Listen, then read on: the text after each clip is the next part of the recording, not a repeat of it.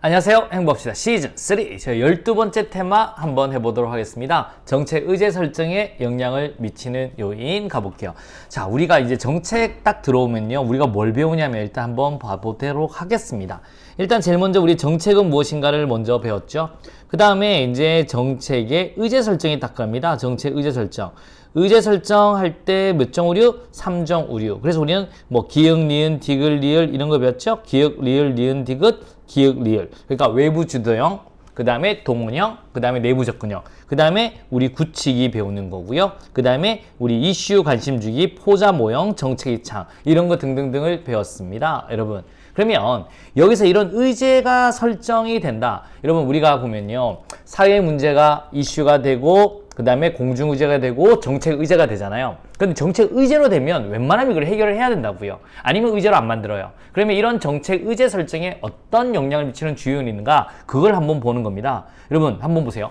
문제가 중요할수록 의제화가 더 잘 되는 거예요. 여러분. 당연하죠. 그 다음에 이건 문제라고 인지하는 집단의 규모가 크면 클수록 당연히 의제 설정에 더 영향을 미치겠죠. 더 의제화 될 가능성이 크겠죠. 그 다음에 극적 쟁점화가 딱 돼버립니다. 사회적 유의성이 높아서. 그러면 의제화가 더 잘 될 가능성이 크겠죠. 여러분, 우리 포괄적으로 더 의제가 잘 된다. 아니다. 우리 구체적일수록 더 잘 된다라는 거는 약간의 논란이 있으나 우리 일반적으로는 포괄적일수록 더 잘 된다고 봐요. 여러분 아시겠습니까? 그래서 요게 나오면 다른 선지를 보고 학자마다 다르기 때문에 일반적으로 컵 같은 경우는 포괄적일수록 더 잘 된다고 봤거든요. 그런데 이제 다른 학자 같은 경우는 아니다. 구체적일수록 더 잘 된다라고 본 학자도 있습니다. 그렇기 때문에 다른 선지를 좀 보셔야 됩니다. 그 다음에 한번 보세요. 여러분 기간적 적합성인데 단기간에 고통을 주면요 참으면 돼요. 근데 단기가 아니라 장기적으로 고통을 주는 문제가 이제 의제화될 가능성이 크다라고 보시면 되겠습니다.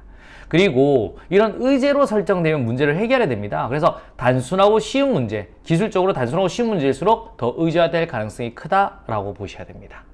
여러분 당연히 선례가 있으면 문제를 해결할 수 있잖아요. 그래서 선례가 있을수록 의제화될 가능성이 큰 거고요.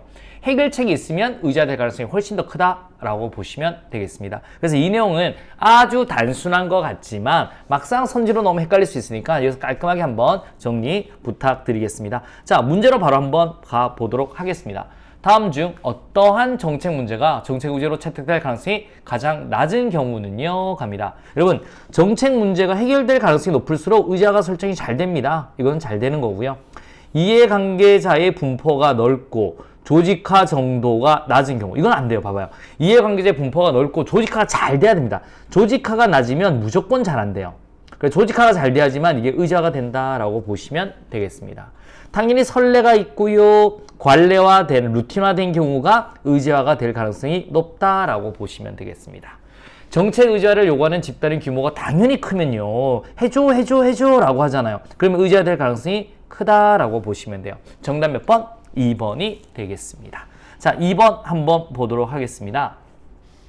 정책 의제의 설정에 영향을 미치는 요인에 대한 설명으로 옳지 않는 것은요? 라고 갑니다. 여러분, 우리 일상화된 정책 문제보다는 새로운 문제가 보다 쉽게 정책 의제화된다. 아니죠. 여러분, 이거는 왜 틀렸냐면요. 여러분, 한번 보겠습니다. 일상화된 정책 문제. 우리가 계속 우리를 괴롭히는 이런 일상화된 정책 문제가 훨씬 더 의제화가 잘 됩니다. 새로운 문제 보시면 좀 이거 한번 봐야 되겠잖아요. 근데 계속 우리가 문제였어요. 그럼 이거는 의제화가 더 잘 된다라고 보시면 되겠습니다. 오랜 시간 우리를 힘들게 하는 거잖아요. 1번이 틀렸고요. 그 다음에 정책 이해관계자 넓게 분포하고 조직화 정도가 낮은 경우에는 잘 안 돼요. 그래서 조직화 정도가 잘 돼야만 기본적으로 의제화가 잘 됩니다. 그래서 이 내용은 맞는 말 되겠습니다. 사회 이슈와 관련된 행위자가 많고 이 문제를 해결하기 위해 정책의 영향이 많은 집단에 영향을 미치거나 정책으로 인한 영향이 중요한 것일 경우 상대적으로 쉽게 정책 의제가 된다. 맞죠? 중요하고 많은 행위자가 있고 오케이? 그다음에 많은 집단에 영향을 미친다. 이러면 의제화가 잘 된다. 딩동댕동 되겠습니다.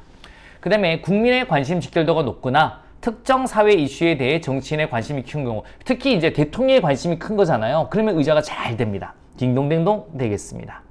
정책 문제가 상대적으로 쉽게 해결될 것이라고 인지되는 경우에는 쉽게 정책 의제된다. 맞습니다. 왜? 의제화가 만들면 해결해야 되니까. 쉽게 해결될 것이라고 인지되는 경우는 쉽게 정책 의제화가 된다. 딩동댕동 맞습니다. 정답 몇 번? 1번이 되겠습니다. 자, OX로 한 번 더 가보도록 하겠습니다. 자, 일상화된 정책 문제보다는 새로운 문제가 보다 정책 의제가 되기 어렵고 정책 이해가자 넓게 분포하고 조직화 정도가 낮은 경우에는 정책 의제가 상당히 어렵다. 여러분 O예요? X예요? 여러분 O 되겠습니다. 그러니까 일상화된 문제가 훨씬 더 정책 의제가 잘 되죠. 그러니까 새로운 문제는 의제가 되게 어렵다라고 보는 거고 이해관계자가 넓게 분포하고 조직화 정도가 낮으면 잘 안 돼요. 그러니까 조직화 정도가 높아야만 의제가 잘 됩니다. 그래서 이건 맞는 말 딩동댕동 되겠습니다. 자, 문제가 복잡하고 사회적 유의성이 높을수록 의제로 채택될 가능성이 높다. O예요? X예요? 이거는 X 되겠습니다. 왜냐하면 문제가 단순해야 돼요. 해결해야 되기 때문에 문제가 단순하고 사회적 유의성이 높을수록 의제가 채택될 가능성이 높다라고 하셔야 되겠습니다. 그래서 X 되겠습니다.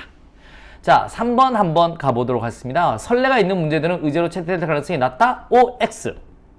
X 되겠습니다. 선례가 있는 문제들은 의제로 채택될 가능성이 높다라고 하셔야 됩니다. 그래서 정답은 X 되겠습니다. 자, 키워드로 한 번 더 가보도록 하겠습니다. 국민의 관심 직결도가 높거나 특정 사회 이슈에 대해 정치인의 관심이 커요? 작아요? 여러분, 큰 경우에는 정책 의제가 쉽게 진행되며 정책 문제가 상대적으로 쉽게 해결될 것으로 인지되는 경우에도 쉽게 정책 의제된다. 그러니까 관심 직결도가 높고 특정 사회에 대한 정치인의 관심이 크고 그 다음에 상대적으로 쉽게 해결될 것이다 라고 할 때 의제화가 된다 라고 보시면 되겠습니다. 2번 되겠습니다.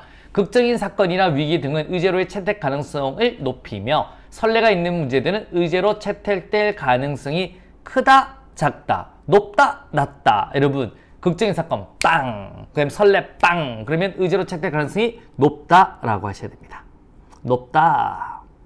그래서 우리 극적인 사건, 그 다음에 선례 이럴 경우가 높다라고 하셔야 됩니다. 자, 3번 한번 가보도록 하겠습니다. 정책 문제 해결 가능성이 높은 경우 뭐뭐가 있어 관례화된 경우는 정책 의제로 채택될 가능성이 높다. 선례가 있어야 되겠죠? 뭐가 있다? 선례가 있어야 된다라고 하시면 되겠습니다. 여러분, 어려움 없죠? 그래서 이런 내용은 우리 이런 행복합시다를 통해서 한번 정리를 하셔야 됩니다. 그냥 우리가 교과서를 보면 그냥 아무 생각 없이 쑥쑥 넘어갈 수 있는데 이런 행복합시다를 통해서 이런 주제도 한번 정리를 해보셔야 여러분들이 다시 한 번 더 집중해서 공부를 할 수 있습니다. 쉬운 것도 5점, 어려운 것도 5점입니다. 여러분, 자, 여러분 우리 좋은 습관이 합격으로 인도한다. 벌써 많이 인도하고 있습니다. 여러분 조금만 더 힘내시고요. 우리 끝까지 테마 60까지 가시면 바로 9까지 탁 합격 문합까지 가는 겁니다. 자, 오늘 굉장히 고생하셨고요. 내일 뵙도록 하겠습니다. 수고하셨습니다.